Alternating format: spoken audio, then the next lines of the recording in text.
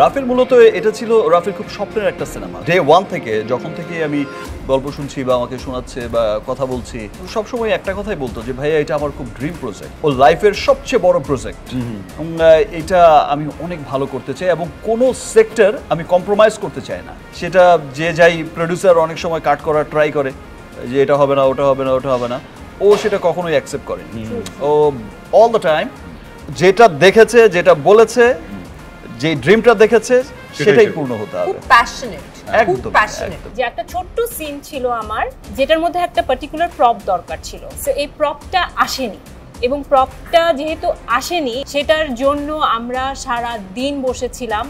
সবাই তাকে মানে বলার চেষ্টা করছিল যে এই সামান্য প্রপটা না থাকলে আসলে মানে কিছু যায় আসে না, আমরা এটা করতেই পারি, করে ফেলি, but he was like no, আমার ওটা লাগবেই। এবং ওটার জন্য অ্যাকচুয়ালি আমরা মানে আমি বিশেষ করে, কারণ ওদিন আমার ওই একটা সিনই ছিল এবং আমি সারাটা দিন বসেছিলাম, একটা ফ্রেমও কম্প্রোমাইজ করেনি না।